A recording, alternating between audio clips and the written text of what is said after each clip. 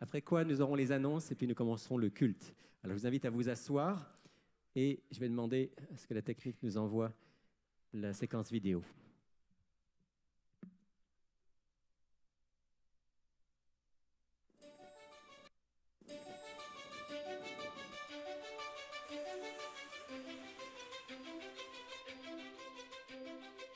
In the Gospels, Jesus models holistic ministry, and as we read through those wonderful books, we see love in action.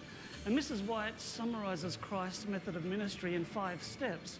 She talks about how the Saviour mingled with people as one who desired their good. He also showed sympathy to them, and he ministered to their needs. He won confidence, and then he bid them to follow him.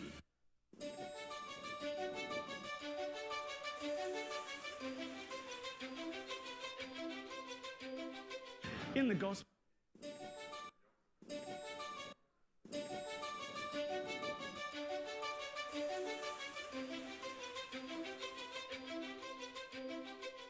the Gospel, Jesus models holistic ministry, and as we read through those wonderful books,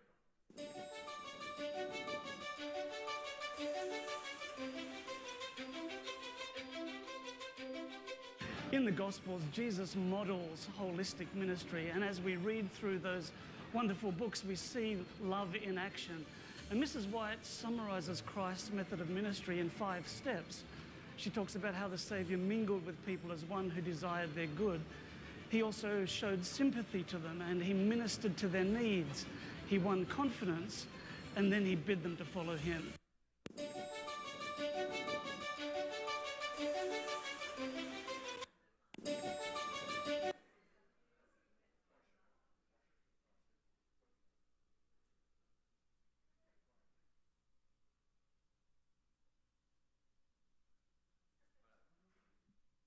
Apparemment, on a quelques petites difficultés.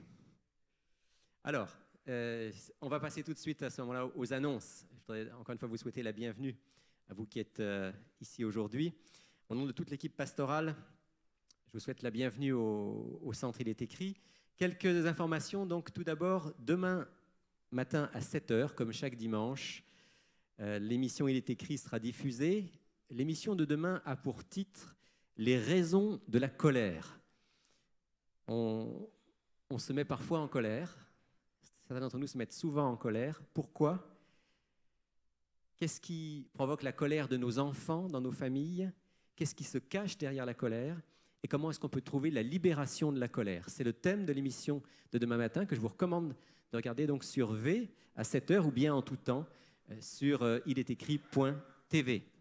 Cet après-midi à 14h30, formation de disciples, comme on le fait une fois par mois. Et le thème de la formation de disciples, c'est le livre de l'Apocalypse au chapitre 14. Nous sommes donc dans l'étude de ce qu'on appelle le message des 3 anges. Cet après-midi, le 2e et le 3e ange, Apocalypse 14. Je vous donne rendez-vous à 14h30 pour notre formation cet après-midi. Vendredi soir prochain, on a une invitation particulière que je vous lis. Le Centre pour l'amitié judéo-adventiste vous invite le vendredi 27 octobre à 18h30 au Centre Il est écrit pour célébrer le sabbat, le Shabbat, comme on dit en hébreu, dans un cadre judéo-chrétien. Si vous voulez en apprendre un peu plus sur les racines juives du christianisme, si vous êtes seul et désirez de saluer le sabbat dans la joie et dans l'amour fraternel, ou si simplement vous êtes curieux, alors venez célébrer avec nous, les enfants sont bienvenus. Ça, c'est vendredi soir prochain, ça s'appelle Kabbalat Shabbat. C'est le début du jour du sabbat et ce sera vendredi soir prochain à 18h30 dans la salle du haut. Le 4 novembre, il y aura un concert bénéfice, soirée et concert bénéfice qui aura lieu ici dans cette salle à 19h. Alors, cette soirée, c'est une soirée au cours de laquelle il y aura de la musique. Shirley Johnson va chanter, l'ensemble vocal Il est écrit va chanter. On aura aussi de la musique instrumentale, de la flûte de Pan, des témoignages d'auditeurs qui seront avec nous.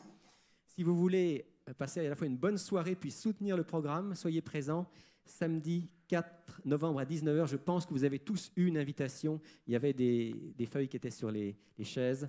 Donc, par votre présence et par votre contribution, petite ou grande, vous aiderez le ministère Il est écrit à poursuivre son œuvre.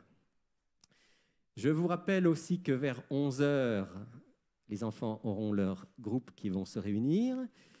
Je rappelle qu'à 12h30, il y aura les sentinelles de prière. Si vous avez sur vous un cellulaire ou quelque chose qui peut sonner, nous vous demandons maintenant de bien vouloir l'éteindre ou le mettre dans un mode qui fasse que ça ne dérange pas pendant le service de culte. C'est Sylvain Duval qui sera notre prédicateur aujourd'hui et j'aurai la joie d'animer le service de culte. Je vous invite maintenant à un temps de recueillement.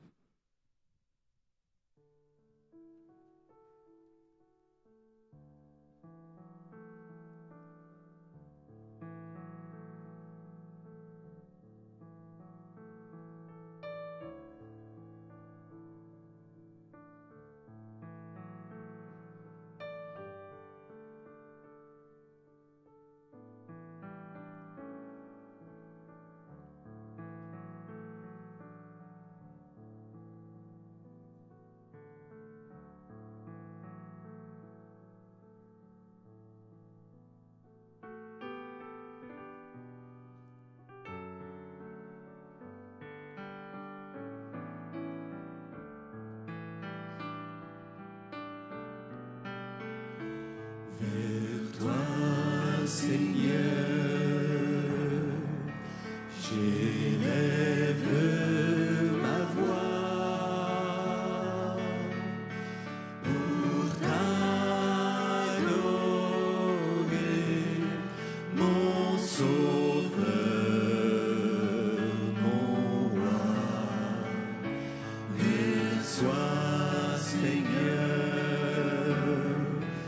comme un doux parfum, l'amour et le chant de nos cœurs reconnaissants.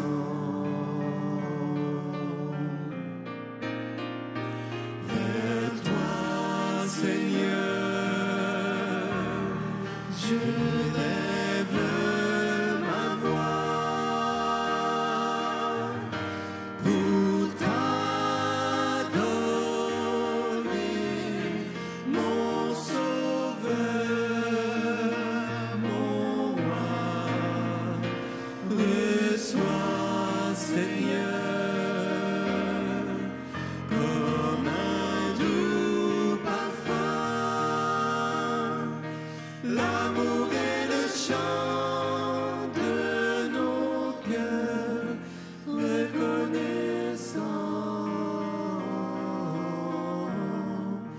L'amour et le chant de nos cœurs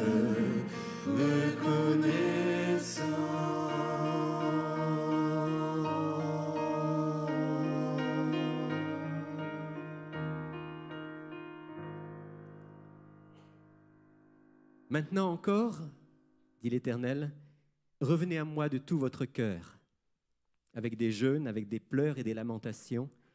Déchirez vos cœurs et non vos vêtements. Revenez à l'Éternel votre Dieu, car il fait grâce. Il est compatissant, lent à la colère, riche en bienveillance. Il regrette le malheur qu'il envoie. Si mon peuple, sur qui est invoqué mon nom, s'humilie, prie et me cherche, je pardonnerai son péché et je l'exaucerai des cieux. Si mon peuple, sur qui est invoqué mon nom, s'humilie, prie et me cherche. Si mon peuple, sur qui est invoqué mon nom, se détourne de ses mauvaises voies, je l'exaucerai des cieux, je l'exaucerai des cieux, j'effacerai son péché et son pays je guérirai.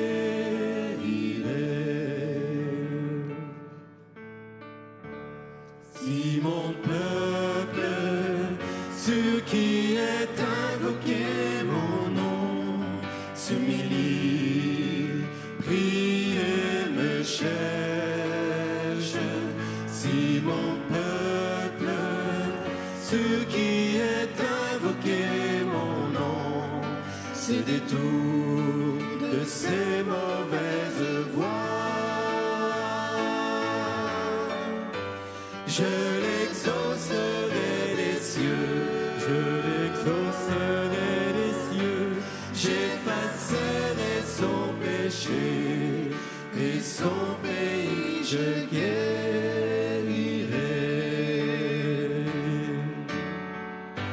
Je l'exaucerai des cieux, je l'exaucerai des cieux, j'effacerai son péché et son pays je guérirai.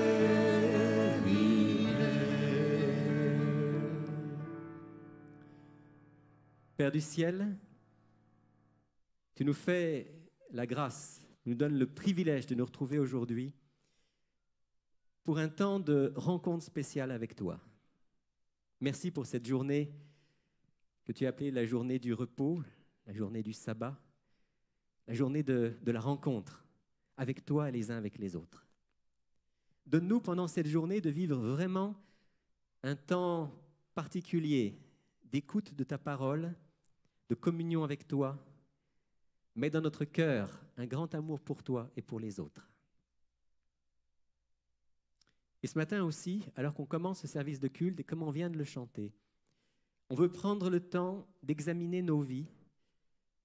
Et s'il y a quoi que ce soit dans notre vie cette semaine qui n'a pas été en harmonie avec toi, tu nous as parlé dans le secret de notre cœur par ton Saint-Esprit, c'est maintenant, Seigneur, pour nous le temps de te demander pardon, te demander d'effacer les mauvaises pensées, les mauvaises paroles, les mauvaises actions.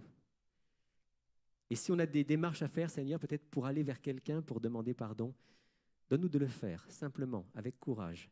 Et en sachant que toute démarche de ce type, c'est une démarche qui nous libère. Et tu veux qu'on soit libre, Seigneur, à l'intérieur. Alors oui, s'il te plaît, ce matin, couvre-nous de ton amour, de ta justice, de ta grâce, qu'on soit pleinement réconciliés avec toi, réconciliés les uns avec les autres, et libres de pouvoir te chanter et de pouvoir nous approcher de toi. Pas parce qu'on le mérite, mais au nom de Jésus. Amen. Dans Romains 5, versets 6 à 10, il est écrit « Car lorsque nous étions encore sans force, Christ, au temps marqué, est mort pour des impies. À peine mourrait-on pour un juste, quelqu'un peut-être mourrait-il pour un homme de bien. Mais Dieu prouve son amour envers nous, en ce que lorsque nous étions encore des pécheurs, Christ est mort pour nous. À plus forte raison donc, maintenant que nous sommes justifiés par son sang, serons-nous sauvés par lui de la colère. Car si, lorsque nous étions ennemis, nous avons été réconciliés avec Dieu par la mort de son Fils, à plus forte raison, étant réconciliés, serons-nous sauvés par sa vie. Amen. Étant réconciliés avec lui, nous serons sauvés par sa vie. C'est ce qui fait que notre joie est profonde et que Dieu habite dans nos cœurs. Alors on veut chanter ça ensemble, on veut le faire avec tout notre être et je vous invite à vous lever pour chanter le chant suivant. Je loue ton nom, éternel.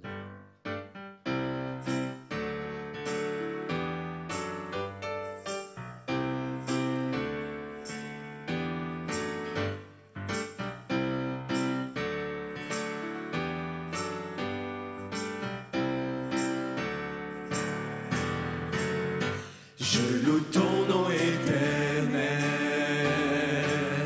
Seigneur, je célèbre ta bonté.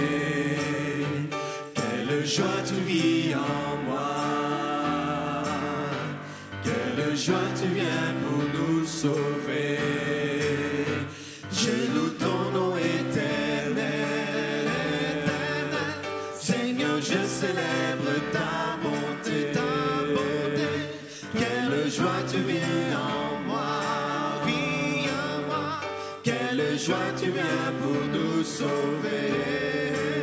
Tu viens du ciel sur la terre, montrer la voie de la terre à la croix, payer pour moi, de la croix jusqu'au tombeau, et du tombeau jusqu'au ciel, je loue ton nom éternel.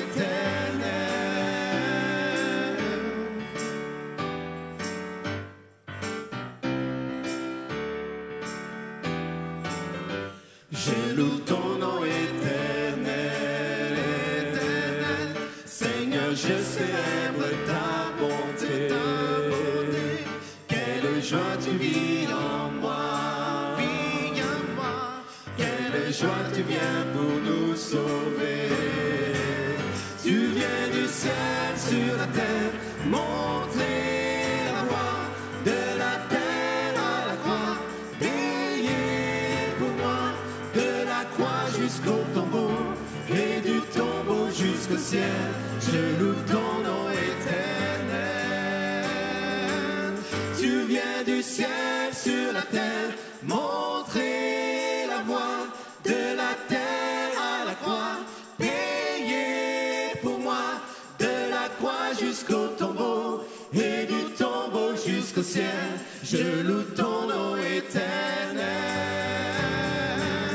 Tu viens du ciel sur la terre, montrer la voie de la terre à la croix.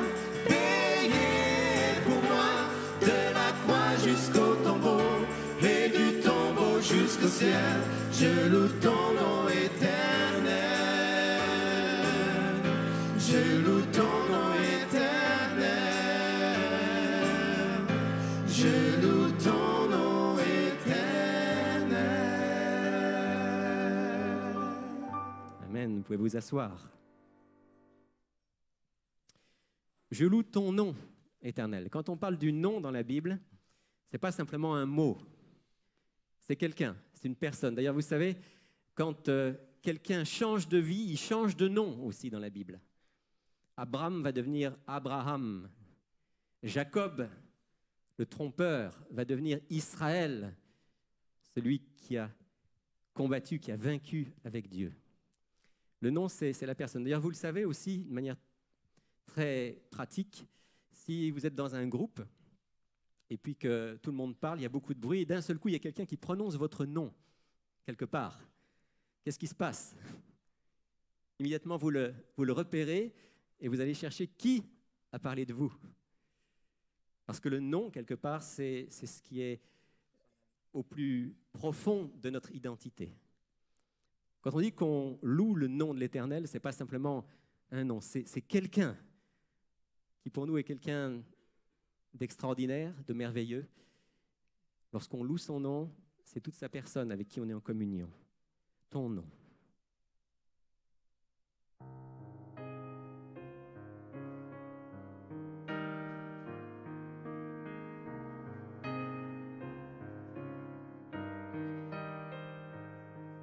De l'aube au coucher du soleil, tes splendeurs nous émerveillent,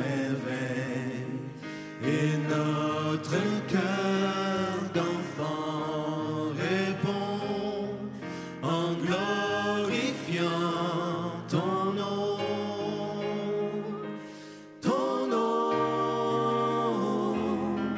comme une tour aux quatre vents, ton nom nous rend fort à chaque instant. Ton nom, et tous les peuples entonnent un chant, car aucun autre nom n'est plus grand que ton nom.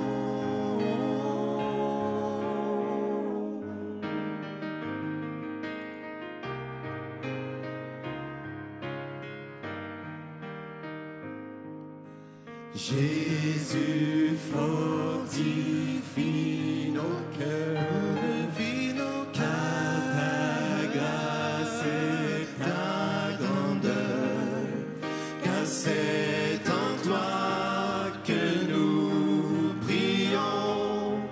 Viens glorifier ton nom,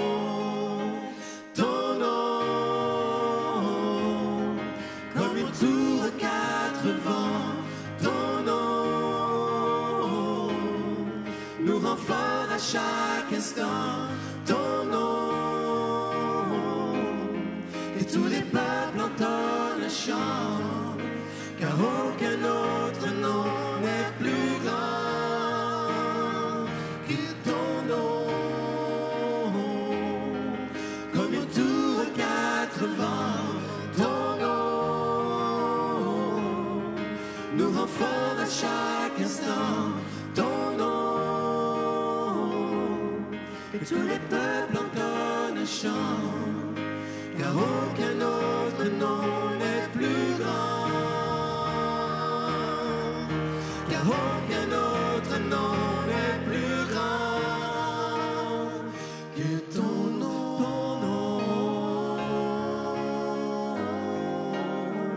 que ton nom,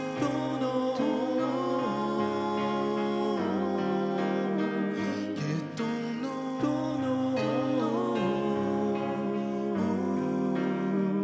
que ton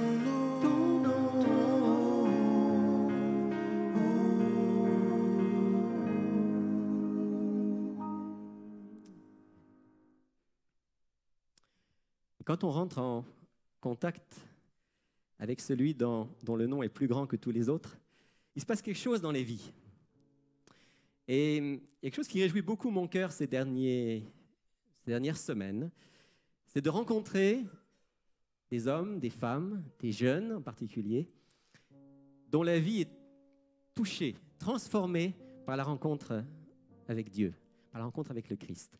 Et ce matin, j'aurais aimé demander à Nicole de venir juste me rejoindre un instant, parce que, vous savez, on a dans la semaine, on a plusieurs petits groupes qui se réunissent. On a un groupe de femmes qui se réunit le lundi soir, on a un groupe sur la santé qui se réunit le mardi soir, on a un groupe à Rosemont, un groupe de jeunes qui se réunit le mercredi soir, on a un groupe sur la rive nord le mardi soir aussi à la Plaine, un autre sur la rive nord à Bois-des-Filions le jeudi soir. Enfin, il y a beaucoup de groupes qui se réunissent dans la semaine. Et Nicole, toi, tu as choisi d'aller participer au groupe des jeunes. Et qu'est-ce qui se passe en ce moment dans le groupe des jeunes? Qu'est-ce qui se passe? C'est des choses vraiment merveilleuses parce que, effectivement, c'est des jeunes. Et comme vous savez, j'aime bien être avec les jeunes. Ça me permet de rester jeune. Mais c'est de voir qu'effectivement, les jeunes aussi ont à cœur de connaître Dieu. Et présentement, on est peut-être 4 personnes qui sont membres d'ici. Et les autres, ce sont des visiteurs, des jeunes visiteurs. Et justement, mercredi, on a eu une nouvelle. Et j'aimerais vous encourager. Vous savez, l'amitié, c'est tellement important, ce que vous êtes.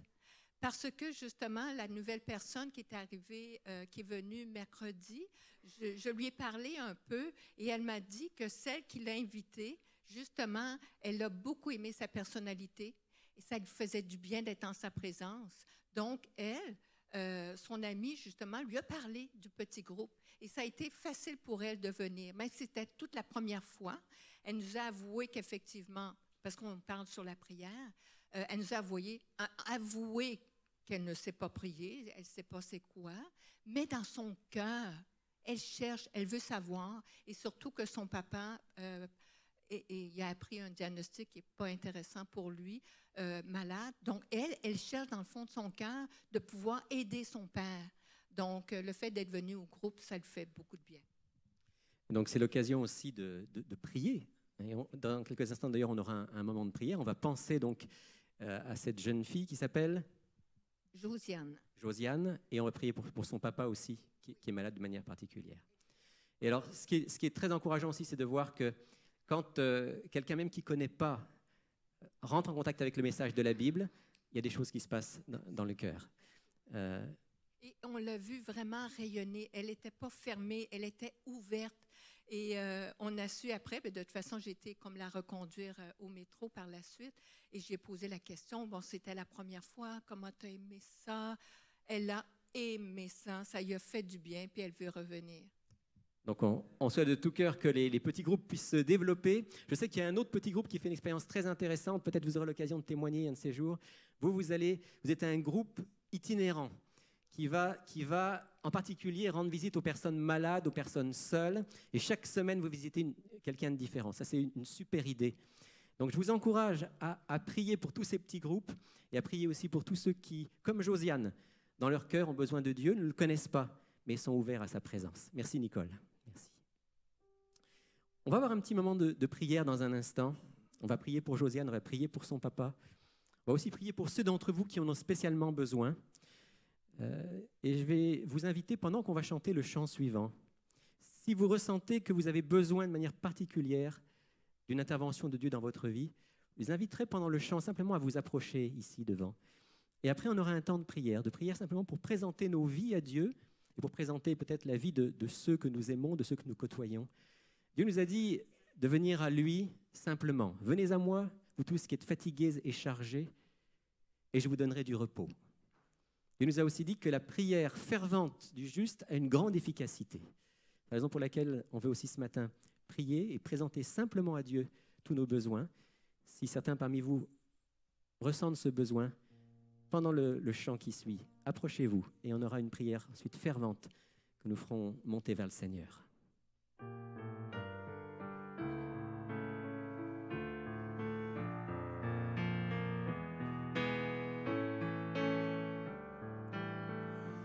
Que l'Esprit de vérité vienne sur nous maintenant,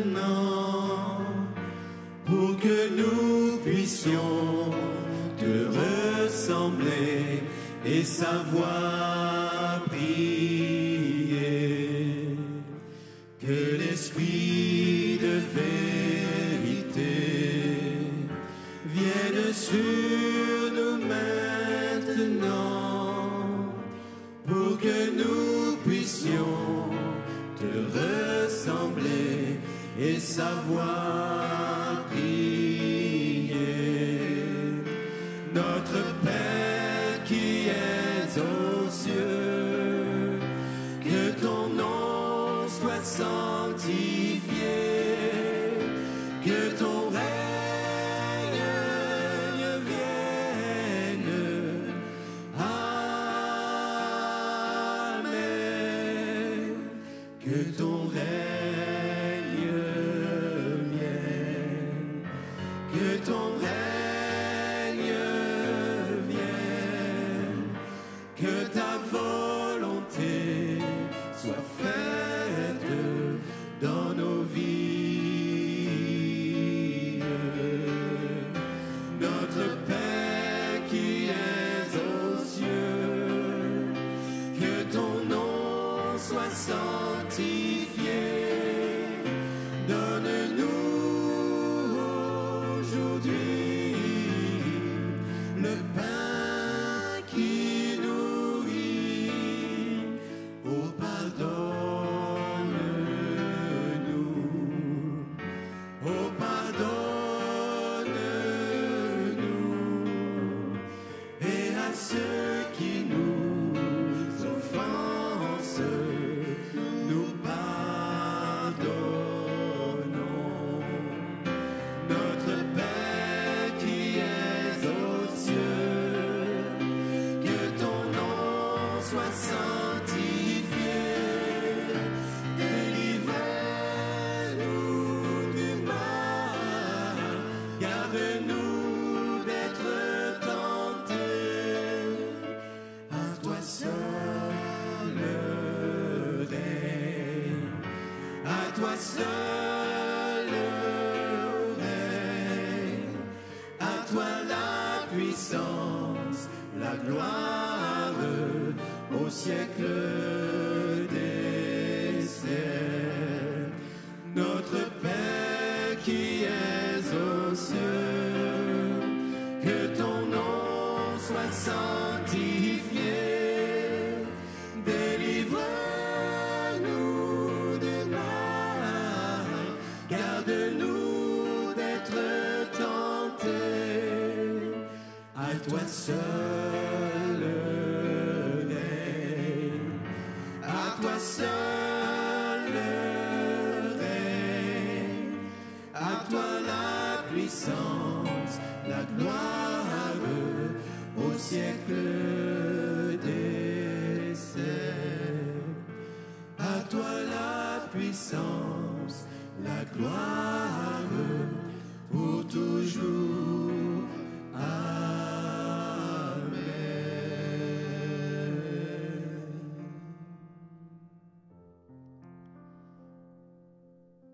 Seigneur Jésus, c'est toi qui as dit un jour à tes disciples, « Venez à moi, vous tous qui êtes fatigués et chargés d'un lourd fardeau, et je vous donnerai le repos. »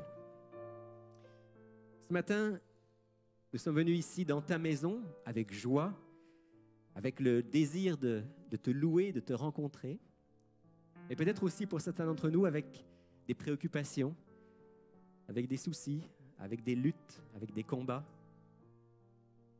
avec des questions. Seigneur Jésus, tous ceux qui sont ici devant toi, ceux qui se sont levés et peut-être même certains de ceux qui sont restés assis, ont besoin de toi. Nous avons tous besoin de toi. Mais d'une manière particulière, je veux te prier pour que tu puisses entendre la prière spécifique qui monte vers toi de chacun des cœurs ici présents. Et que tu puisses d'abord nous donner la paix.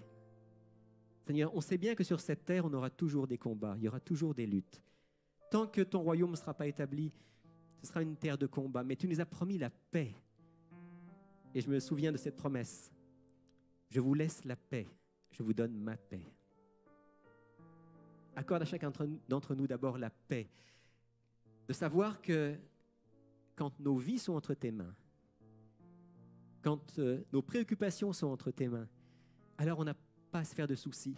Tu veilles sur nous, tu veilles sur tes enfants, tu entends les prières et tu vas agir d'une manière ou d'une autre pour le bien de tes enfants.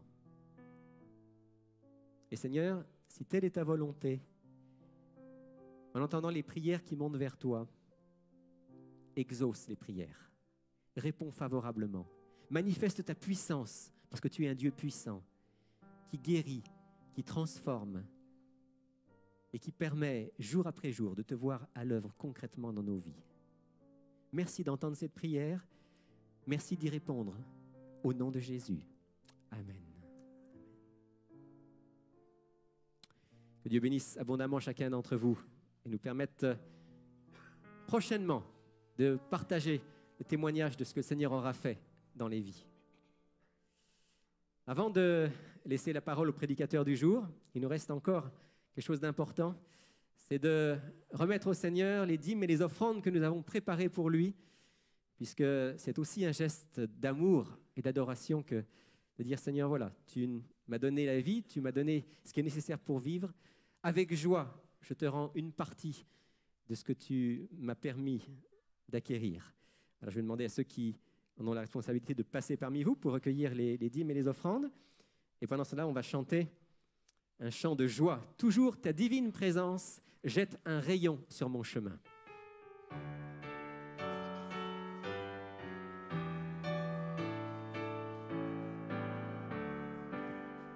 Toujours ta divine présence jette un rayon sur mon chemin, et le cœur joyeux je m'avance, je n'ai pas peur du lendemain, où tu voudras, je veux te suivre,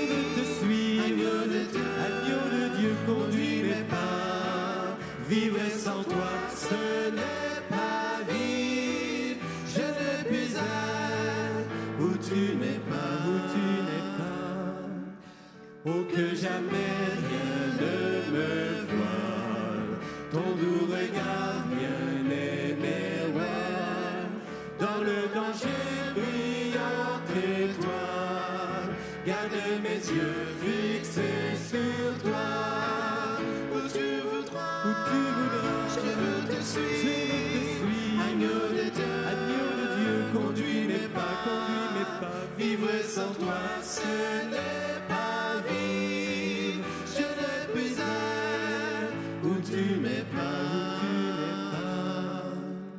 auprès de toi la vie est belle, c'est le bonheur, la liberté, c'est une jeunesse éternelle, c'est le ciel, la félicité, où tu voudras, je veux te suivre, agneau de Dieu, conduis mes pas,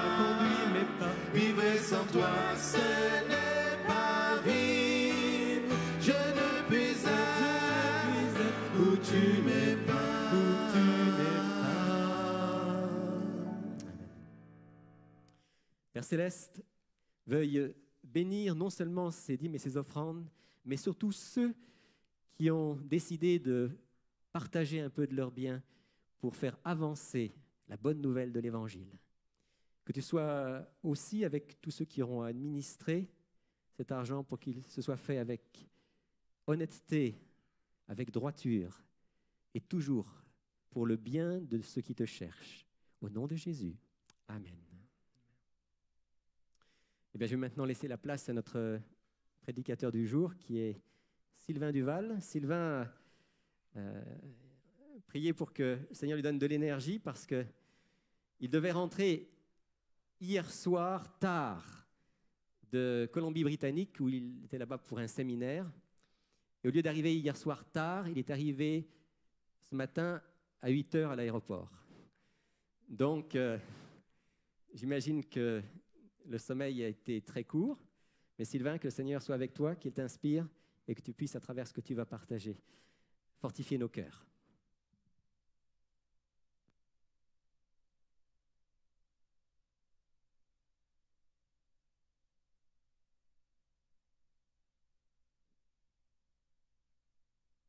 Bonjour à tous.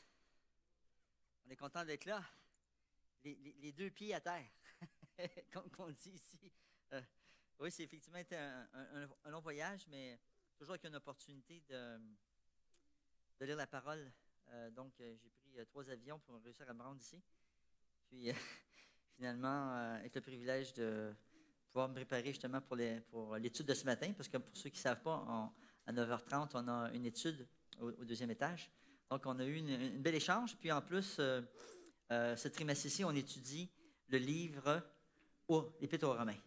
Donc, ne manquez pas ça. Pour ceux qui n'ont pas leur fascicule d'études, par trimestre, on a commencé avec 1er de Pierre, 2e de Pierre, ça fait environ 6 mois. La dernière fois, on a étudié l'Épître aux Galates. C'est fantastique, inspirant. Et là, on est en train d'étudier l'Épître aux Romains. Et d'ailleurs, bon, mon thème est en relation avec cet épître-là ce matin.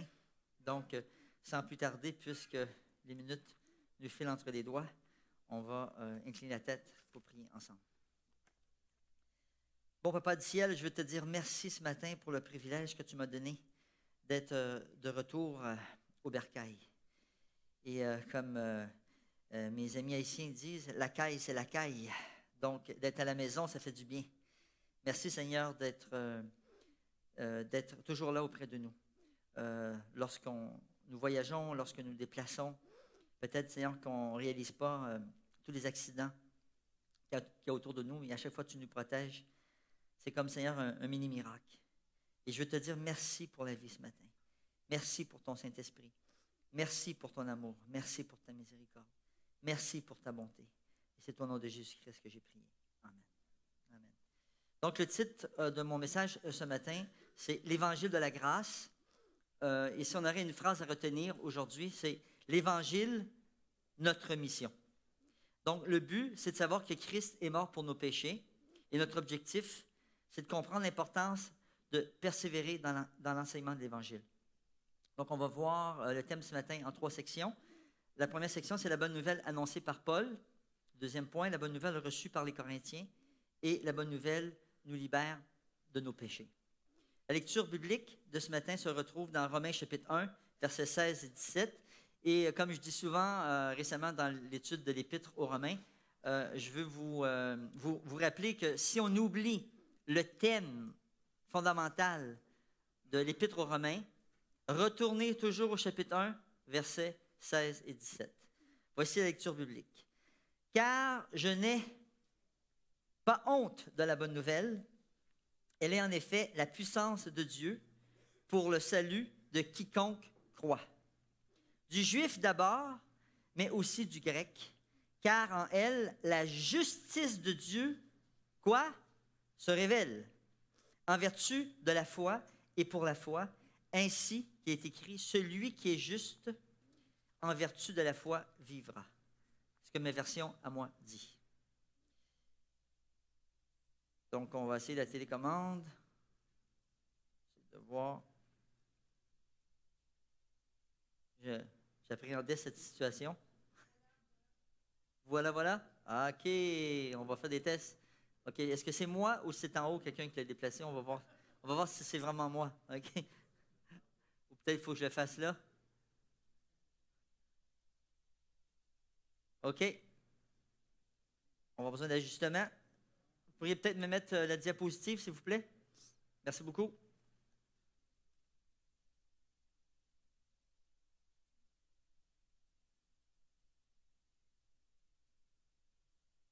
Donc, ce matin, on va refaire la lecture biblique. « Car je n'ai pas honte de la bonne nouvelle.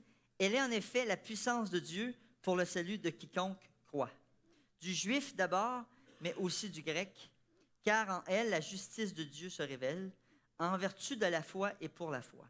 Ainsi qu'il est écrit, celui qui est juste en vertu de la foi vivra. » Donc, Paul nous dit, « Car je n'ai pas honte de la bonne nouvelle. » Pourquoi Paul prend le temps de dire « Je n'ai pas honte » ? Pourquoi Paul dit « Je n'ai pas honte » ? Merci beaucoup.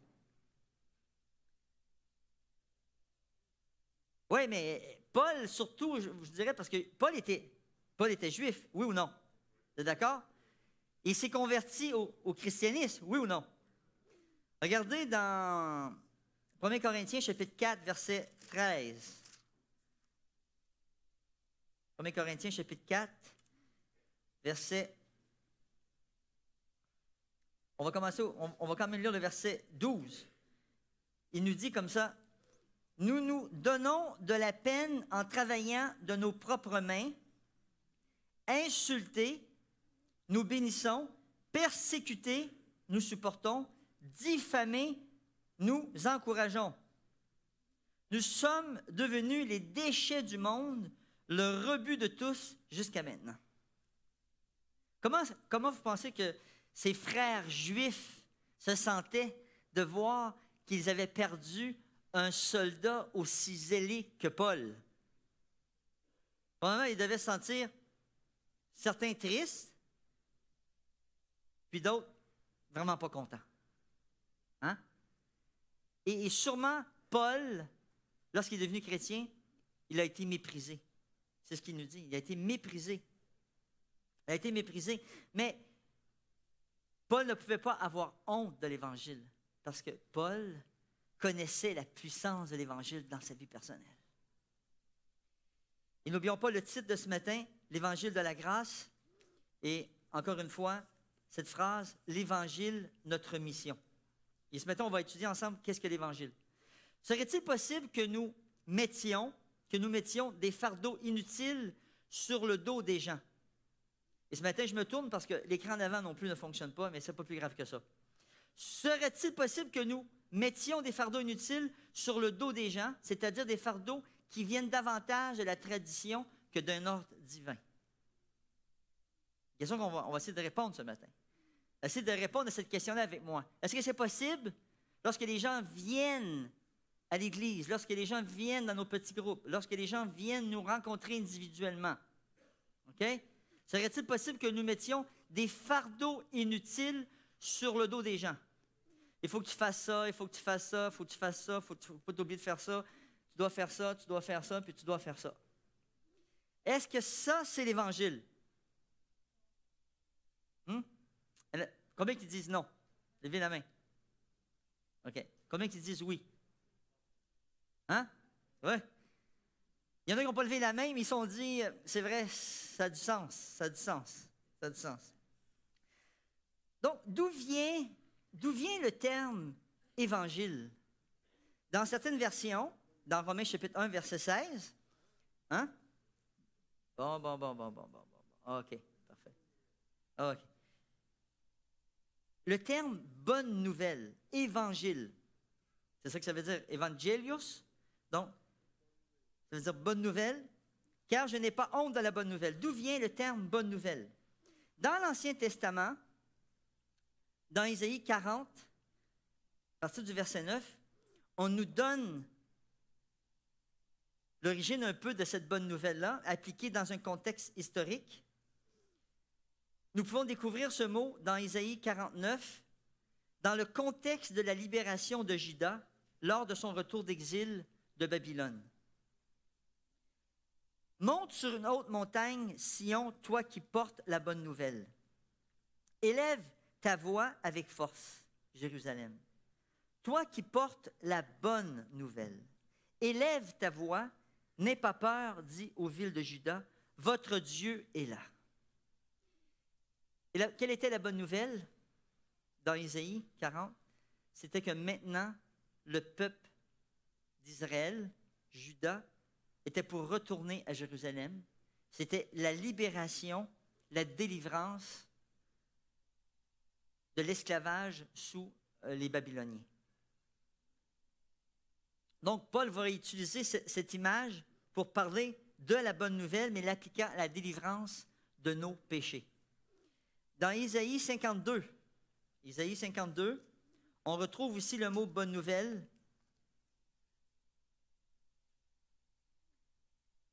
À partir du verset 7, il dit « Qu'ils sont beaux sur les montagnes, le pas de celui qui porte la bonne nouvelle, qui proclame la paix, de celui qui porte l'heureuse nouvelle, qui proclame le salut. » Dans Isaïe 61, vous savez, je crois que c'est l'année passée, on avait étudié le livre d'Isaïe. Et Isaïe 61, au verset 1, Isaïe, à quelque part, applique ce texte-là au Messie. C'est un texte messianique. Et on sait que Jésus, dans la synagogue, le jour d'un sabbat, on lui a donné le rouleau d'Isaïe 61. Et il a dit, cette parole est accomplie. Et dans Isaïe 61, finalement, on voit la déclaration de mission de Jésus. Quelle était la déclaration de mission de Jésus? Il dit, le souffle du Seigneur est sur moi, car le Seigneur m'a conféré l'onction. Il m'a envoyé porter, quoi? Une bonne nouvelle aux pauvres, panser ceux qui ont le cœur brisé, proclamer aux captifs leur libération et aux prisonniers leur élargissement, proclamer pour le Seigneur une année de faveur. Donc, cette année de faveur est en référence au jubilé. À chaque période de 50 ans, les esclaves étaient libérés. Imaginez-vous être esclave, OK, et être libéré. Aujourd'hui, on ne connaît pas beaucoup ça, l'esclavage, non? Mais imaginez d'être esclave puis d'être libéré. C'est toute une expérience. Maintenant, durant cette période de 50, après 50 ans au jubilé, non seulement les esclaves étaient libérés, mais aussi toutes nos dettes étaient cancellées. Ça, peut-être, certaines personnes vont comprendre.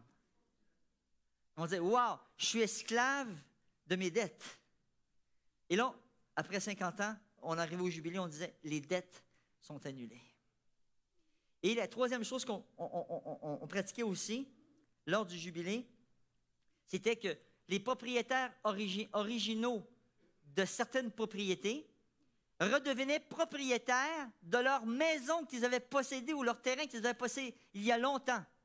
Peut-être qu'ils avaient vendu leur terrain parce que finalement, il n'y avait pas d'argent parce qu'ils devaient payer leurs dettes. Mais l'idée, c'est qu'il y avait toute la dimension de la libération. Et Jésus est en train d'appliquer ce texte-là à lui-même pour lui dire, « Je suis venu vous apporter une bonne nouvelle pour vous libérer. » Donc, quelle est la bonne nouvelle? Parce que si on revient à Romains chapitre 1, verset 16, « Car je n'ai pas honte de la bonne nouvelle. » Quelle est la définition de la bonne nouvelle qui nous est donnée dans le Nouveau Testament? Paul nous donne cette définition dans 1 Corinthiens chapitre 15, versets 1 à 4. Donc, Paul parle aux Corinthiens, il dit, « Je vous confirme, mes frères, la bonne nouvelle que je vous ai annoncée. » Donc, Paul avait annoncé quoi? Une bonne nouvelle. Celle que vous avez reçue. Les Corinthiens avaient reçu quoi? La bonne nouvelle. Dans laquelle, c'est-à-dire la bonne nouvelle, vous vous tenez et par laquelle, c'est-à-dire la bonne nouvelle, aussi, vous êtes sur la voie du salut. C'est dans c'est dans la proclamation de la bonne nouvelle que les Corinthiens ont trouvé la voie du salut. Il dit maintenant, si vous la retenez, si vous retenez quoi? La bonne nouvelle. On essaie d'être ensemble, les amis, hein? OK? On analyse le texte. On nous dit ici, je vous l'ai annoncé. J'ai annoncé quoi? La bonne nouvelle. Autrement, là maintenant il dit, je vous l'ai annoncé, autrement, c'est pour rien que vous seriez venus à la foi. Verset 3. Je vous ai transmis avant tout ce que j'avais moi-même reçu. C'est-à-dire que Paul avait reçu aussi la bonne nouvelle. Oui ou non? Il avait reçu par révélation de Christ. Galates, chapitre 1, verset 12. Il avait reçu par révélation de Christ directement. Et quelle était la bonne nouvelle? Au verset 3, dans la partie B du texte, on nous dit, « Le Christ est mort pour nos péchés, selon les Écritures. » Est-ce que Paul fait référence au Nouveau Testament? Non, il fait référence à l'Ancien Testament, parce que le Nouveau Testament n'existe pas encore. Donc les prophéties disaient que le Messie devait venir pour nous libérer de quoi? De nos péchés. Donc l'Évangile, c'est notre mission. Est-ce que nous avons une bonne nouvelle à partager? Oui, la bonne nouvelle que nous avons à partager, c'est que Christ est mort pour mes péchés et Christ est mort pour tes péchés. J'entends un amen. Parce qu'on n'a pas été libérés de l'esclavage. Mais est-ce qu'on a été libérés de nos péchés? Il y a quelque part, c'est une expérience particulière parce que il y a des fois, comme chrétiens, tout dépendant c'est quoi nos origines de vie, à quelque part, on peut se voir comme la majorité peut-être de certains citoyens dans la population. Est-ce que nous avons été des criminels? Est-ce que nous avons été des violeurs? Est-ce que nous avons été des abuseurs? Est-ce que nous avons été des vendeurs de drogue? Est-ce qu'on a été des tueurs? Pour sentir réellement que le fardeau du péché nous est enlevé. Les gens en général disent, qu'est-ce que j'ai fait de mal? Mais à quelque part, on est tous tombés dans le péché. On réalise que nous sommes tous des pécheurs. Il y en a même qui sont tellement tombés loin dans le péché qu'ils ne se sentent pas dignes de venir ici à l'Église. Oui ou non? Pourtant, la bonne nouvelle, savez-vous, c'est quoi? Christ est mort pour ton péché, mon ami. Christ est mort pour ton péché. Et ça, c'est la bonne nouvelle. Parce que la bonne nouvelle, on la donne à tout le monde. J'arrive de la Colombie-Britannique. Il y avait une dame qui a commencé un ministère incroyable. L'Évangile auprès des femmes monoparentales. Oui. Jennifer. Jennifer, elle a eu 3 enfants hors mariage. OK? Elle a quitté l'Église. Son père était diacre. Elle nous raconte ça, je peux en parler parce que c'est public. Pour vous dire, cette femme-là a été transformée par Jésus-Christ. Et elle s'est rendue compte que finalement, l'Église ne s'occupait pas des femmes monoparentales. Madame dit, hélas. Donc, vous allez être la première à vous investir dans le ministère. Parce que là, on va vous former avec un gros Alléluia. Oui, parce que c'est ça la réalité. Après le culte, venez me voir. Parce que Jennifer, elle cherche du monde au Québec. Oh yes, yes. Oui, c'est vrai. Parce qu'on se dit, est-ce que les femmes monoparentales, c'est parce que monoparentales parce qu'ils ont été laissés par leur mari, est-ce que finalement, peu importe les circonstances, mais elle nous a sorti des statistiques que de plus en plus de femmes ont des enfants hors mariage. C'est une réalité. C'est une réalité. Elle a passé à travers toute la panoplie des difficultés. Et tout de suite après, j'ai été la voir, j'ai dit, sais-tu, Jennifer, on a un petit groupe de femmes au centre des écrits. Certaines femmes parmi elles sont monoparentales, certaines ne le sont pas. Qu'est-ce qu'on pourrait faire pour les aider? Est-ce que la bonne nouvelle n'est pas aussi pour ces femmes? Oui ou non? Oui. Et nous, à l'époque, on a dirigé un petit groupe d'hommes, ici pendant 3-4 ans, à l'époque avec Jacques. La plupart de tous les hommes dans le petit groupe avaient un problème commun. Savez-vous c'est quoi? Il n'y avait pas de femmes. Non, mais j'ai tout un problème, pensez-y une seconde. Puis Paul, il disait, mariez-vous pas si c'est possible. Mais la réalité, c'est que ces hommes-là avaient besoin de rencontrer Christ, la bonne nouvelle. Christ est mort pour nos péchés. Christ est mort pour les péchés de tout le monde, peu importe qui tu es, peu importe ce que tu as fait. Jésus-Christ est mort pour tes péchés, c'est-à-dire, la bonne nouvelle, c'est il prend le fardeau du péché. Le salaire du péché, c'est quoi? C'est la mort. Jésus-Christ prend le fardeau, il décide de mourir pour moi et pour toi. C'est pas une bonne nouvelle, ça, les amis? La bonne nouvelle, c'est pas de dire « Hey, mon espèce de pécheur ». Non, c'est pas ça la bonne nouvelle. La bonne nouvelle, c'est Christ est mort pour tes péchés sur la croix, puis maintenant tu as accès à la vie éternelle. Hein? C'est-tu possible? Écoute, c'est impossible. Oui, c'est possible. Par le sang de l'agneau qui enlève le péché du monde. Merci Seigneur pour la bonne nouvelle. Ce même peuple juif, OK? Ce même peuple juif furent choisis pour nous conduire au salut. C'est marqué dans Jean 4, verset 22. Le salut vient des Juifs. Jésus, le Christ, le Messie, était juif. Les Juifs, et on va apprendre, et on a appris un peu cette semaine, quel est l'avantage d'être juif?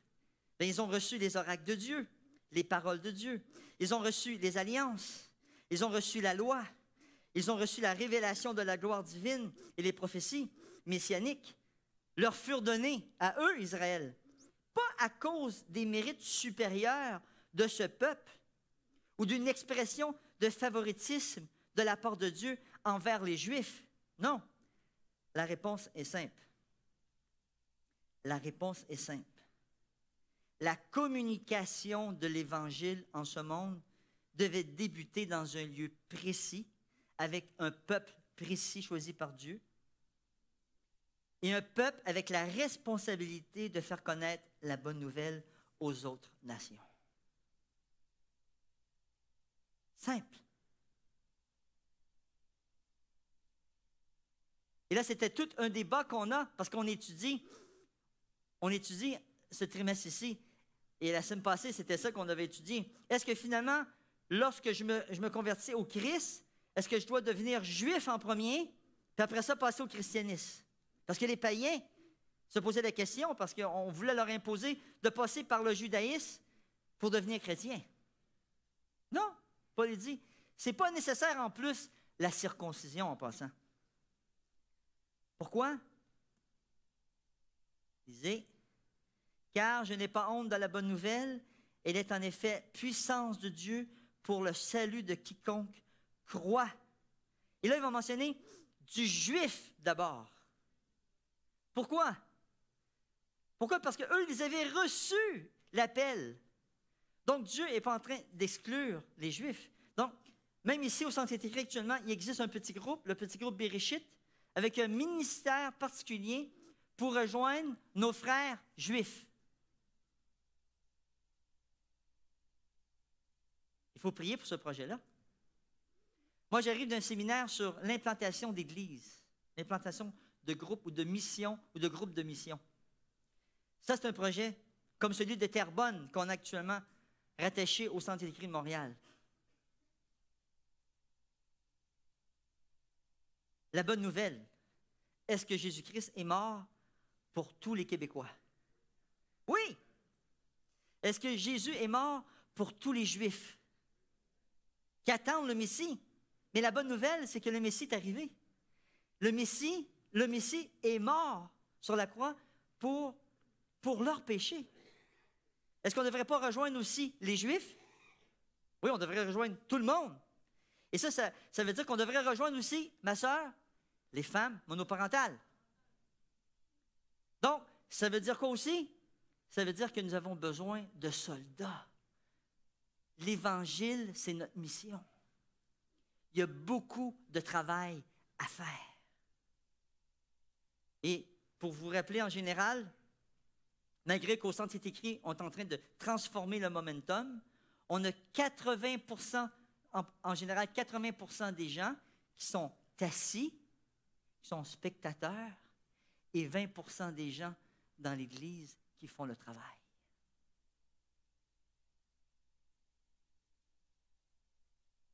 Donc, si vous venez comme spectateur, il y a un problème, parce qu'on a une bonne nouvelle à partager.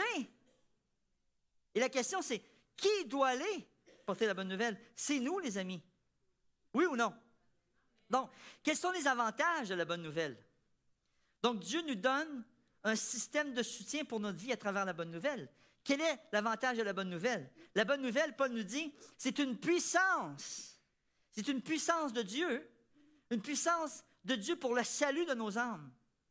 L'Évangile, c'est une puissance parce qu'elle nous libère du pouvoir satanique du péché. Oui ou non? C'est une puissance. Paul dit, car je n'ai pas honte de la bonne nouvelle. Elle est en effet puissance de Dieu pour le salut de quiconque croit. La bonne nouvelle, quels sont les avantages de la bonne nouvelle? On a à partager cette bonne nouvelle. C'est justice de Dieu. Parce que dans l'Épître aux Romains, encore une fois, il dit ici, du juif d'abord, mais aussi du grec. Du grec, en parlant des non-croyants, des païens. Car en elle, quoi? Dans la bonne nouvelle, la justice de Dieu se révèle. Amen. Parce qu'il y avait certains parmi nos frères, et Paul s'adresse à eux, qui croyaient que la justice de Dieu venait par la loi, en gardant la loi. Non? Et ça va être le débat de l'Épître aux Romains au complet. La justification par la foi. Il dit, car en elle, la justice de Dieu se révèle en vertu de la foi et pour la foi. Ainsi, il est écrit, celui qui est juste en vertu de la foi vivra. Quel beau texte, non? Déclaré non coupable. Déclaré juste à cause du sang de Jésus-Christ, versé sur la croix. Tout simplement. Ça, c'est la bonne nouvelle. Parce qu'on devrait être déclaré coupable. On devrait nous condamner à mort pour le péché. Mais nous sommes adjugés non coupables. Quel est l'avantage de l'Évangile, de la bonne nouvelle? Elle dirige dans la bonne direction. Elle nous dirige dans la bonne direction. Elle nous indique quoi? La voie du salut. Paul, il nous dit, elle nous dirige dans la voie du salut.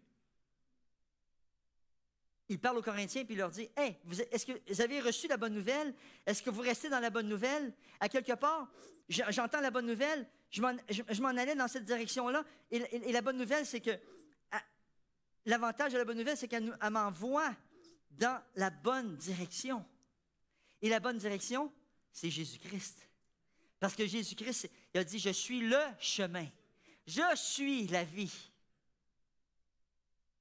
Et même en cours de route, si je marche et je m'éloigne du chemin, la bonne nouvelle est encore là. Oui ou non?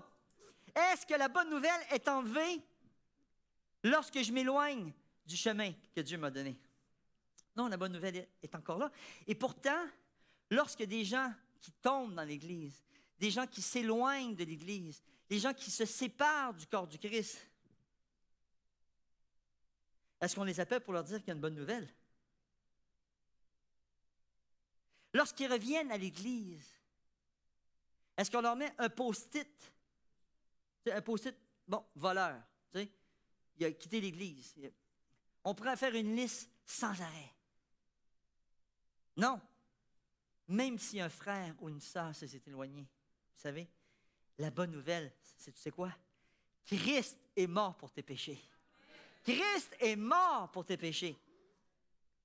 Parce que la parole, l'Évangile, est une puissance de restauration. Donc, que le Seigneur puisse nous aider à annoncer cette bonne nouvelle. Parce que nous sommes appelés ses ambassadeurs. Donc, maintenant, quels sont les avantages de la bonne nouvelle? Christ est mort pour nos péchés. Quels sont les avantages? C'est la délivrance. C'est une délivrance, c'est une libération de l'esclavage du péché. Donc, on a reçu la bonne nouvelle. On a reçu la bonne nouvelle et les Corinthiens ont reçu aussi cette bonne nouvelle. Ils ont reçu cette bonne nouvelle. Et quelle est cette bonne nouvelle? Verset 3. Le Christ est mort pour nos péchés selon les Écritures. Verset 4. Il a été enseveli. Et, quoi d'autre? Il s'est réveillé. Ma version, elle est moderne. Mais le mot ressusciter, ça veut dire se réveiller, se mettre debout. C'est simplement ça. Jésus est sorti de la tombe. Aïe, aïe, aïe, c'est quelque chose, ça, les amis. Donc, le troisième jour, selon les Écritures. C'était écrit dans les Écritures. C'était écrit dans l'Ancien Testament. Donc, la bonne nouvelle, c'est Christ est mort pour nos péchés, Christ a été enseveli et Christ est ressuscité. Et enseveli. Quand j'ai étudié le texte, je me demandais pourquoi ils ont mis enseveli. Christ est mort pour nos péchés, Christ est ressuscité, ça fait un peu spectaculaire, vous comprenez? Christ a été enseveli. Est-ce que chaque mot dans la parole ne sont pas importants? Et je parlais avec mon confrère de voyage, il me disait non, c'est important. Parce que Christ est enseveli. Pourquoi? Parce que c'est pour prouver que Jésus, Fils de l'homme, est vraiment mort pour nous. Il a été vraiment enterré. Même à quelque part, on a parti une rumeur, comme de quoi qu'on avait volé son corps. Puis finalement, il n'était pas ressuscité. Mais c'est clair qu'il a été enterré. Il a passé par le tombeau. Il est mort pour nos péchés. Mais la bonne nouvelle aussi, savez-vous, c'est quoi? Jésus-Christ est ressuscité. Jésus-Christ ne peut pas rester dans la mort parce que Jésus a dit « Je suis la vie ». Et si tu viens à Jésus-Christ, tu vas recevoir la vie. Et tu peux recevoir la vie immédiatement. Paul, par contre, leur dit « Si vous le retenez, si vous retenez l'Évangile, si vous retenez la bonne nouvelle dans les termes où je vous l'ai annoncé. » 1 Corinthiens chapitre 4, versets 1 et 2, il parle dans ces termes. Autrement, il dit, si vous ne restez pas dans l'Évangile, votre foi aurait été inutile. Pourquoi il parle de ça? Parce que dans Galates, il y a d'autres textes, mais dans Galates, c'est intéressant de voir que Paul attire l'attention au chapitre 1. Il y a un danger. Galates chapitre 1, verset 6, versets 7, 8 et 9. Il dit, « Je m'étonne que vous vous détourniez si vite de celui qui vous a appelé par la grâce du Christ. » On a été appelé par comment? Par la grâce du Christ. Paul, il dit, « Je suis étonné que vous vous êtes détourné aussi rapidement. » Pour passer à quoi? À une autre bonne nouvelle. Il y a une bonne nouvelle. Quelle est la bonne nouvelle? Quelle est la bonne nouvelle? Quelle est la bonne nouvelle? Oui, Christ est mort pour nos péchés. Mais là, on nous dit, Paul dit, je ne comprends pas. Vous avez passé à une autre bonne nouvelle. Et là, il prend le temps de dire, qui d'ailleurs n'est pas une bonne nouvelle. Quelle était la bonne nouvelle qui était proclamée dans le livre aux Galates? Quelle était la nouvelle doctrine au niveau enseignement? Quelque chose peut-être qui venait étourdir les membres, les disciples, parce que peut-être qu'ils se posaient des questions sur leur salut. Et on voit que dans le livre des Galates, l'Épître aux Galates, on va introduire que pour être sauvé, il faut avoir la circoncision. Et Paul dit de façon catégorique, ce n'est pas nécessaire d'être circoncis. Ce n'est pas nécessaire. Ce n'est pas nécessaire. Parce que la majorité, il faut le dire, des chrétiens, durant le temps de l'Église primitive, c'était, premièrement quoi? Des Juifs convertis. Ce sont nos frères juifs. La majorité de l'Église primitive était constituée de chrétiens juifs. Aujourd'hui, est-ce que nous avons beaucoup de Juifs dans l'Église? Non, pas beaucoup. Et c'est pour ça qu'il y a un ministère au niveau mondial au sein de l'Église adventiste pour rejoindre nos frères juifs. Est-ce qu'on ne devrait pas rejoindre nos frères juifs puisque eux nous ont apporté le salut? Ils nous ont communiqué la bonne nouvelle. Mais à cette époque-là, les Juifs voulaient imposer la circoncision. Et Paul dit, faites attention, je suis étonné de voir que vous avez reçu une autre bonne nouvelle qui n'est pas une bonne nouvelle. Il y a seulement des gens qui vous troublent et qui veulent quoi? Pervertir la bonne nouvelle du Christ. Et ça, c'est pas dangereux pour nous. On pourrait venir pervertir la bonne nouvelle de Jésus-Christ. Et qu'est-ce que ça veut dire, pervertir la bonne nouvelle de Jésus-Christ? Oui, ou de tout simplement proclamer que le salut, c'est par les œuvres. Le légalisme. Et Paul dit clairement, c'est la justification par la foi. C'est la justification par la foi. C'est par la foi. C'est pour la foi. Il avait mentionné, mais si nous-mêmes, ou même si un ange du ciel vous annonçait une bonne nouvelle différente de celle que nous vous avons annoncée, qu'il soit anathème, qu'il soit sous la malédiction. Il dit, même moi, si un jour je viendrais vous enseigner une autre nouvelle, même si un ange viendrait vous annoncer une autre nouvelle, qu'il soit sous la malédiction. C'est fort, ça, les amis. Donc, changeons pas la bonne nouvelle, s'il vous plaît. La bonne nouvelle, c'est Christ est mort pour nos péchés. Christ est mort pour mes péchés. Christ est mort pour tes péchés. Il a été enseveli, puis il est ressuscité d'entre les morts. Il termine aux Galates en disant, « Nous l'avons déjà dit, et je le répète maintenant. Si quelqu'un vous annonce une bonne nouvelle différente de celle que vous avez reçue, qu'il soit sous la malédiction, anathème. » Donc, qu'est-ce que ça implique pour nous dans l'action, l'évangile de la grâce? Qu'est-ce que ça implique pour nous, l'évangile de la grâce? Avec le moi, envers moi-même, l'évangile de la grâce, ça implique quoi? Est-ce que moi-même, je suis capable de me pardonner à moi-même mes péchés? Parce que souvent, on voit que c'est facile de pardonner les péchés des autres, mais me pardonner, moi, j'ai la difficulté à accepter que Jésus me pardonne. Parce que quoi, la bonne nouvelle? C'est que Christ est mort pour tes péchés. Christ t'a lavé complètement. Donc, il y a un combat là. Maintenant, dans notre famille, qu'en est-il? Puisque la mission, si l'Évangile est notre mission, est-ce que dans la famille, finalement, on a transformé la bonne nouvelle dans un fardeau terrible? Ce n'est pas une bonne nouvelle, parce que c'est le sabbat. Moi, je me rappelle, j'avais acheté un livre en espagnol qui disait, je vais vous le traduire comme ça, il disait, « Oh non, c'est encore le sabbat! » C'est un livre que tu achètes, puis là, ça te montre, tu sais, comment te préparer pour le jour du sabbat. Parce que tout le monde arrive le vendredi, puis là, ils sont en train de frotter, puis en train de ci, puis en train de ça. Puis là, ils se mettent un gros fardeau.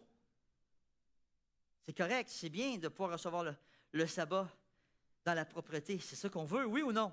C'est sûr, c'est agréable. Mais je peux être dans la jungle puis recevoir le sabbat, hein? Avec des bananes puis des cocotiers. J'ai pas de problème avec ça. Ce que je veux vous dire, si le sabbat devient un fardeau, c'est plus une bonne nouvelle. Jésus a dit que la bonne nouvelle, c'est qu'il est mort pour nos péchés. Oui, c'est vrai, on veut se préparer pour le sabbat. Oui, c'est vrai, il y a une façon de vivre le sabbat. Et on l'a appris au Centre des Écrits, à travers plusieurs prédications. À travers l'émission de télévision aussi, il est écrit, on l'a appris comment vivre le sabbat. Parce que le sabbat fait partie de la loi de Dieu. Mais est-ce que dans notre famille, on apporte la bonne nouvelle à nos enfants? Est-ce qu'on apporte la bonne nouvelle à nos adolescents? Est-ce qu'on apporte la bonne nouvelle à nos petits-enfants? Est-ce qu'on apporte la bonne nouvelle à notre femme? Est-ce qu'on apporte la bonne nouvelle à notre mari? Parce que la bonne nouvelle, hey, c'est sabbat. Jésus-Christ est mort pour nos péchés. Et je parlais avec celui qui me ramenait ce matin vers ma voiture. Tu sais, je lui disais, wow, mon avion a été détourné, puis il est arrivé ça, pas détourné, mais je suis arrivé en retard, je n'ai pas pu faire les connexions. Et le monsieur, tu sais, il était sage. Je lui ai dit, ouais, c'est vrai, tu es sage, tu as raison. Il dit, le plus important, c'est, tu sais quoi? Tu es arrivé sain et sauf. Tu es arrivé. Tu as mis les pieds sur terre. Même si ça aurait pris une journée de plus. C'est pas grave. Je dis, ouais, mais j'avais quand même une réunion importante ce matin. Il dit, je te comprends. Mais il dit, le plus important, tu es encore vivant. Puis, lorsqu'on arrive dans le sabbat, lorsqu'on arrive dans notre famille, lorsqu'on arrive avec notre femme, lorsqu'on arrive avec nos enfants, qu'est-ce qui est le plus important finalement? C'est qu'on soit ensemble. Oui ou non? Réunis ensemble. Parce que, oui, c'est vrai, malheureusement, on peut pratiquer le légalisme dans nos familles. La sévérité.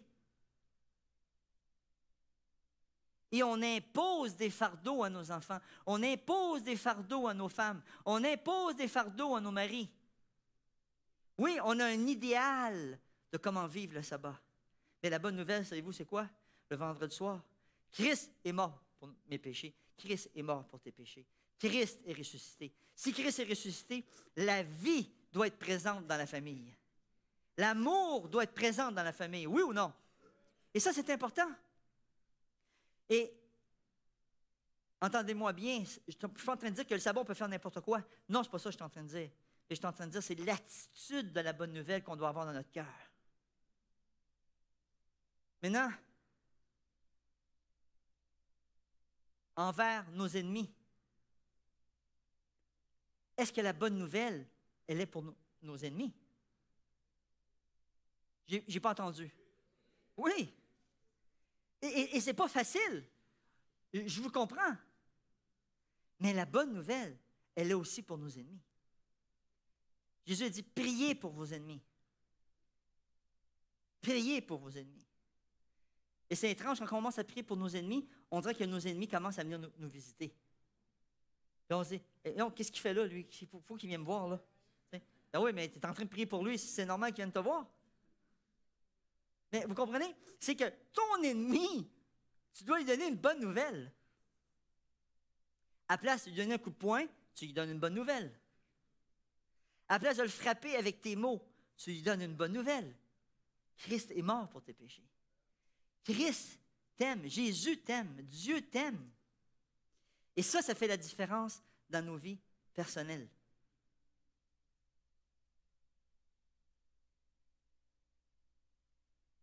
Donc, Paul dit, car je n'ai pas honte de la bonne nouvelle.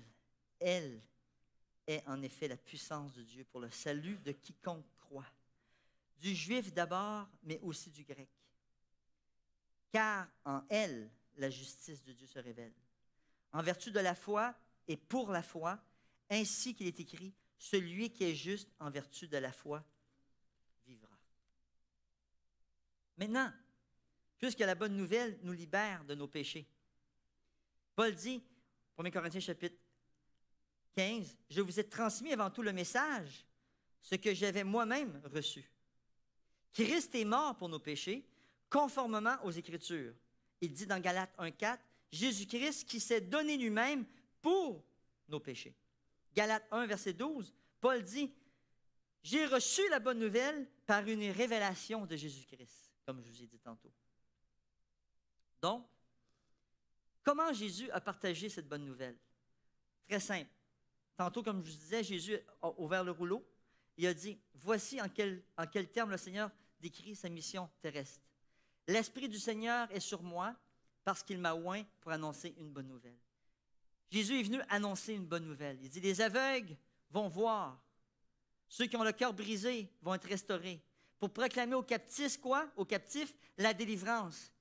et aux aveugles le recouvrement de la vue, pour renvoyer libres les opprimés.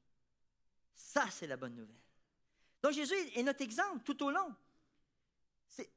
Cette réflexion vient du petit livre que souvent on donne dans le cadre de l'émission est écrit, le petit livre intitulé « Vers Jésus ». Jésus ne retranchait rien à la vérité, mais la disait toujours comment? Avec amour. Il la disait la vérité, mais c'était toujours rempli d'amour. Ses rapports avec le peuple étaient empreints de tact et de délicatesse. Aucune brusquerie. Pas un mot sévère sans nécessité. Jamais Jésus ne faisait inutilement de la peine à une âme sensible. Jésus ne censurait pas la faiblesse humaine. Il en parlait. Quand Jésus disait la vérité, c'était toujours comment? Avec amour. Il dénonçait l'hypocrisie, oui c'est vrai. Il dénonçait l'incrédulité, le manque de foi. Il dénonçait l'iniquité. Mais c'était souvent, c'était avec des larmes dans la voix. C'était avec des larmes dans la voix parce qu'il était touché.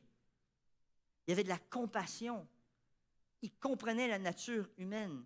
Alors que nous comprenons notre propre nature pécheresse, alors que Jésus-Christ nous a délivrés du péché, du fardeau du péché, nous devons maintenant avoir comme mission l'Évangile, la bonne nouvelle. Christ est mort pour tes péchés. Jésus allait de lieu en lieu, faisant du bien et guérissant.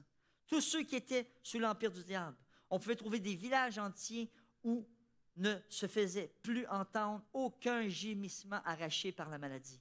Jésus était passé par là et Jésus avait guéri tous les malades. Amen. Amen. Parce que regardez le texte, Jésus avait guéri tous les malades. Il y a quelque part dans le mouvement adventiste du 7e jour, on a comme bras droit la santé. La santé, c'est le bras droit de l'évangélisation. Mais la santé et le ministère de la santé, ce n'est pas l'évangélisation. L'Évangile, c'est la bonne nouvelle, Christ est mort pour tes péchés. Mais le ministère de la santé est là pour faire quoi? Pour faire du bien. Mais si vous utilisez le ministère de la santé pour juger, pour regarder dans l'assiette de l'autre, parce que faites un sondage dans la communauté, c'est qui les adventistes? Ah oui, c'est ceux qui sont comme les Juifs, là. Ils gardent le sabbat, puis en plus, ils ne mangent pas de steak. Hein? C'est à peu près ça. Ils sont végétariens. Écoutez, les amis, Dieu avait un régime alimentaire sain pour son peuple. Parce que c'est lui l'architecte de notre corps. Il sait qu'est-ce que nous avons besoin dans notre corps, oui ou non? Donc, le message est là. Et Dieu nous donne un message pour faire quoi? Pour faire du bien aux gens. Et je peux vous le dire actuellement, avec le projet du Dr. Neil Nedley, Surmonter l'anxiété et la dépression, on est en train de faire du bien dans la communauté ici avec ce programme-là. On est en train de le faire à Québec, on est en train de le faire à Sherbrooke, et on va faire du bien aux gens, parce qu'on veut que ces gens-là puissent s'en sortir de la dépression. On a le petit groupe Santé Globale pour parler de la santé et leur faire du bien. On a des valeurs, on n'est pas là pour juger les gens, on est là pour accompagner les gens. Jésus, c'est ce qu'il faisait. Lorsqu'on est dans un petit groupe et on étudie la parole de Dieu, on n'est pas là pour forcer la compréhension, mais de laisser le Saint-Esprit guider la personne dans le texte, qu'elle puisse comprendre la bonne nouvelle. L'amour, la miséricorde et la compassion se révélaient dans chacun de ses actes, dans les actes de Jésus. Son cœur était rempli de tendre sympathie pour les enfants des hommes. Et c'était sa façon de travailler. Chaque âme était précieuse à ses yeux. Et j'aurais envie de dire chaque âme, chaque vie, mais aussi chacun de ses frères. Est-ce que nos frères, lorsque nous sommes frères mutuellement, nos sœurs, est-ce que nous sommes précieux à nos yeux mutuellement? Parce que des fois aussi dans l'Église,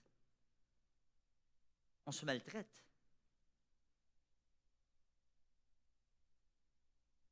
Chaque âme était précieuse aux yeux de Jésus-Christ. En tout homme, Jésus voyait une âme déchue à sauver. Gloire à Dieu. C'est pour nous racheter. Et donc, il nous a rachetés. Il a payé un prix. Parce que depuis la chute, on appartenait à Satan. On était sous l'emprise du péché. Mais Jésus est venu, et ça c'est la bonne nouvelle, nous libérer du péché. Mais pour nous libérer du péché, parce que le salaire du péché c'est la mort, il a dû lui-même payer le prix. Et le prix c'était quoi? Sa vie. Jésus a donné sa vie pour nous libérer. Et dans Ésaïe, chapitre 53, nous avons commencé à parler d'Ésaïe au début. Méditez Ésaïe chapitre 53 dans ce jour de sabbat. Et pour vous dire qu'en réalité, l'introduction d'Ésaïe 53 commence dans Ésaïe 52 à partir du verset 7 à verset 15. Okay? Et dans le verset 7, c'est Jésus qui porte la bonne nouvelle.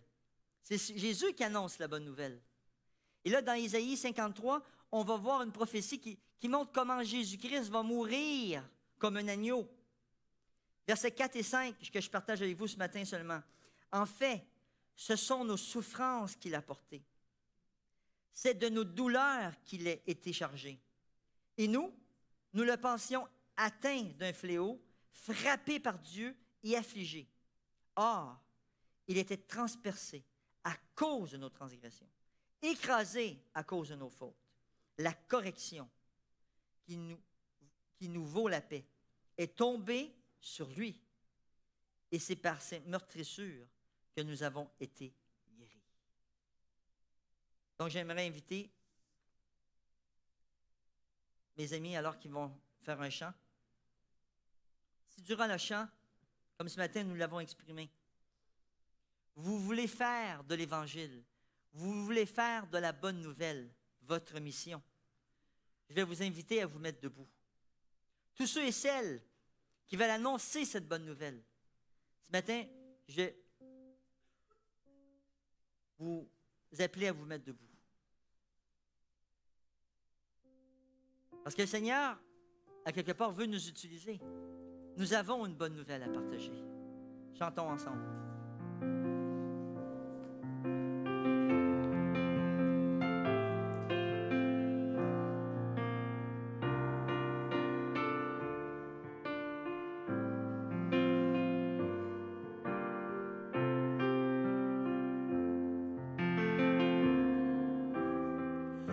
Je veux chanter un chant d'amour pour mon Sauveur, pour toi Jésus. Merci pour ce que tu as fait, tu es si précieux, Jésus mon Sauveur. Je suis heureux, tu m'as donné ton nom. Je ne veux pas être ailleurs que dans tes bras d'amour, dans tes bras d'amour, tout près de toi. Ton cœur dans tes bras d'amour.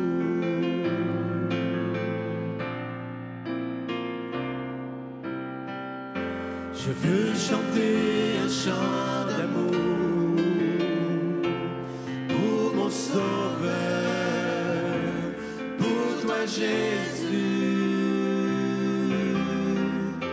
Merci pour ce que tu as fait. Tu es si précieux, Jésus mon Sauveur. Je suis heureux, tu m'as donné ton nom. Je ne veux pas être ailleurs que dans tes bras.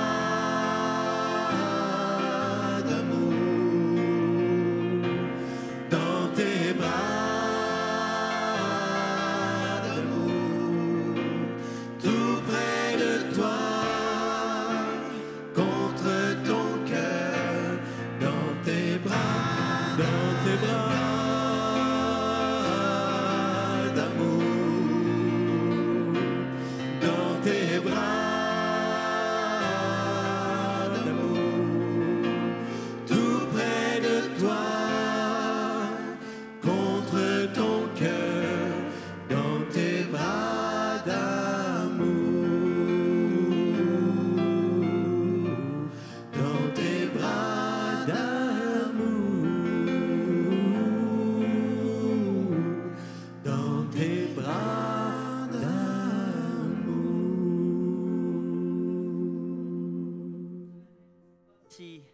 il y a quelqu'un parmi nous.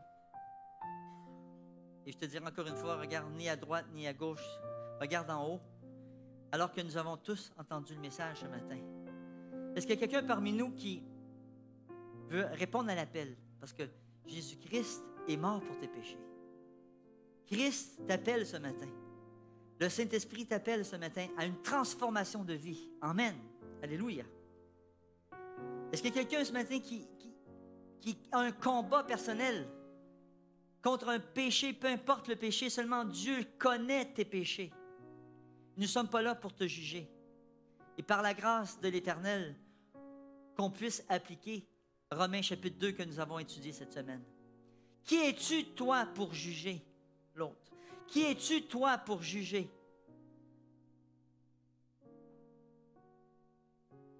Donc, ce matin, je fais cet appel. Et depuis ta chaise, simplement, tu peux lever la main et dire, j'accepte Jésus-Christ dans ma vie ce matin. Amen. J'accepte Jésus-Christ dans ma vie ce matin comme mon sauveur et mon rédempteur. Quel est ton nom, mon frère? Jean-Pierre, on va prier pour toi. Prions. Bon Père Céleste, on veut te remercier ce matin pour la vie, pour ton sacrifice sur la croix. Alors, Seigneur, que souvent nous avons minimisé nos actions, nous réalisons, Seigneur, à la lumière de ta parole, oui, que nous sommes des pécheurs, mais que tu es mort pour nous délivrer de l'esclavage du péché. Et ce matin, je te demande pour Jean-Pierre qui s'est approché, alors qu'il vient dans tes bras, prends-le, Seigneur, serre-le dans tes bras. Parle-lui, Seigneur. Alors que ce matin, il a reçu la bonne nouvelle, je te demande, Seigneur, de l'aider à cheminer avec toi, à découvrir ta parole. Je te demande pour ceux qui ont levé la main aussi ce matin, qui veulent cheminer avec toi, Seigneur. Puisses-tu les embrasser. Merci pour ton amour. Merci pour ton sacrifice sur la croix. Au nom de Jésus. Amen. Amen. Chantons tous encore ensemble. Dieu te bénisse. Pardon?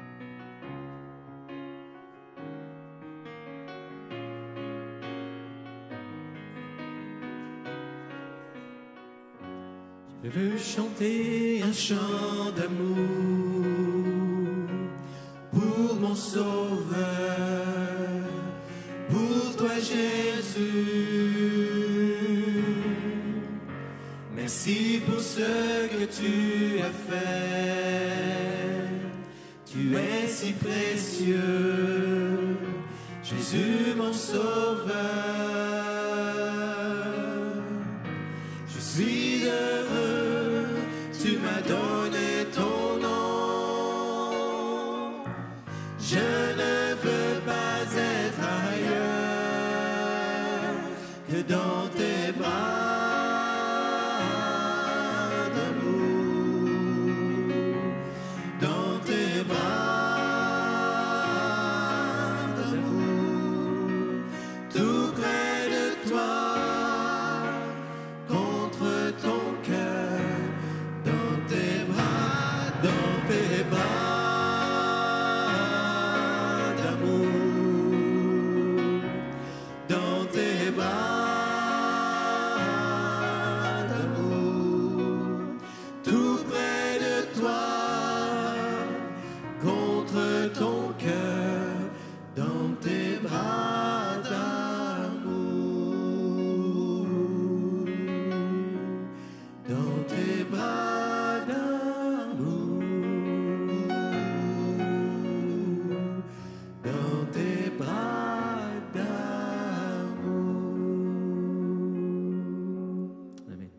Vous pouvez vous asseoir.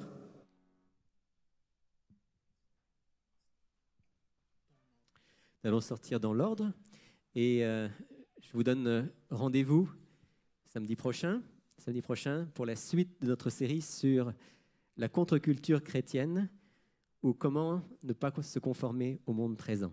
D'ici là, bonne semaine à toutes et à tous et rendez-vous cet après-midi pour ceux qui le veulent pour la formation de disciples sur le livre de l'Apocalypse. Bonne semaine.